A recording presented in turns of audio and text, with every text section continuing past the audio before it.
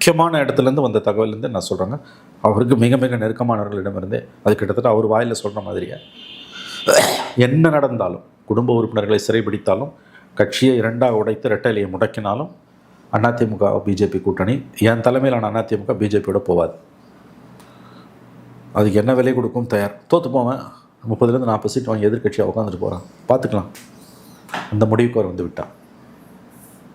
நிச்சயமாக இந்த முறை அதனால தான் அண்ணாமலையை மாற்றுற முடிவை பிஜேபி இன்றைக்கி தடுமாற்றம் இருக்குது. மாற்றியும் பிரயோஜனம் இல்லாமல் போயிடுமே. இந்த காலதாமதத்துக்கு அதுதான் காரணம். ஓகே, இப்போ எடப்பாடி பழனிசாமி எடுக்கிற முடிவு ஒரு பத்திரிகையாளர், மூத்த பத்திரிகையாளர், நீங்கள் அதை எப்படி பார்க்குறீங்க? அந்த ஸ்டாண்டை எப்படி பார்க்குறீங்க? ஒரு திராவிட கட்சி, அந்த கட்சி 100% வரவேற்கத்தக்க ஸ்டாண்ட், 100% வரவேற்கத்தக்க ஸ்டாண்ட். அவர் தோக்குறாரோ ஜெயிக்கிறாரோ பிஜேபி வேணான்னு ஒரு முடிவு எடுத்தால் சல்யூட் தான். ஏன்னா இந்த நெருக்கடிகளுக்கு மத்தியில் அப்படிப்பட்ட ஒரு முடிவு எடுப்பதுன்றது அவ்வளோ ஈஸி கிடையாது. ப்ரொவைடட் அவர் இந்திய ஸ்டாண்டில் அவர் உறுதியாக இருந்தார்னா நிச்சயமாக அது வரவேற்கத்தக்க ஒரு ஸ்டாண்ட். ஓகே, அவர் இந்த முடிவுனால எதிர்க்கட்சி தலைவரான கூட உட்காந்துக்கிறேன் அப்படின்ற இடத்துல நகரும்போது அது திமுக இன்னொரு கெயின் தானே உங்களுக்கு ஆகிட்டு போகிற மெயின் எனிமி பிஜேபி தான். திமுக இல்லைன்ற முடிவுக்கு அவர் வந்ததால தான் இந்த நிலைப்பாட்டுக்கு வரார். இல்லைன்னா ஒரு பிஜேபியோட போய் சேர்ந்துடலாம்.